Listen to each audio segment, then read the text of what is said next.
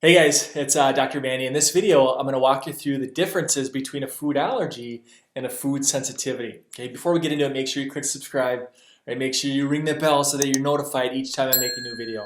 Okay, so guys, these terms, the terminology here, oftentimes it's used interchangeably. These things are very, very different. Food allergy, very, very different than a sensitivity.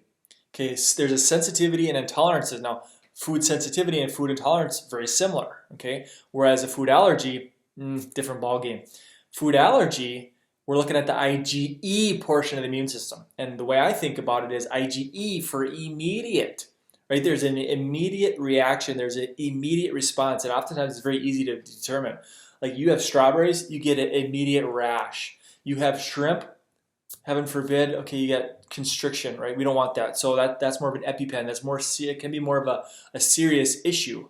That's an allergy, a lot more rare, right? It's a lot less common. Over here, this is where we like to focus on the sensitivities and intolerances. It's the delayed immune response, right? It's the IgG portion of your immune system. That's the 10 to 12 hour. Sometimes up to 3 days later, you have a migraine headache, you have no idea why. That time gap is simply too much to do any sort of tinkering or I'm going to try this elimination diet. That time gap is way too much to do any sort of experimenting, which is that, that's the reason why we test objectively. Let's look at the blood work. Let's get a black and white picture of, yes, you need to get rid of gluten, dairy, eggs, whatever it might be, or no, that those foods are totally fine. You're not sensitive or intolerant to those foods. So IgG, delayed response. The symptoms run deep, right? These are just a few of the most common conditions that we come across, but there's so many different symptoms of a food sensitivity. Inflammation. Guys, everything that I run into from a clinical perspective, a lot of that stuff is too much inflammation. Okay, the standard American diet is very processed, very inflammatory, very toxic, too much sugar, too many things that turn to sugar, but we know that sensitivities and intolerances spike inflammation as well, right? GI dysfunction, leaky gut, constipation, diarrhea, gas, bloating, right? You eat a specific food, this doesn't make sense why I feel this way, right? So GI dysfunction, migraine headaches, where you talk about brain fog, right? You're like, forget, things are cloudy, you're forgetting your keys, right? You're just not functioning like you used to be. That's brain fog. Skin issues, right? Eczema, psoriasis, acne, a lot of times these skin issues can be linked back to a sensitivity or intolerance. Weight loss resistance. Guys, I've made other videos about this, but it is next to impossible to lose weight when you're inflamed, right? Inflammation will hold you back. And that's why we food test our weight loss patients. And it really kicks their weight loss journey into high gear.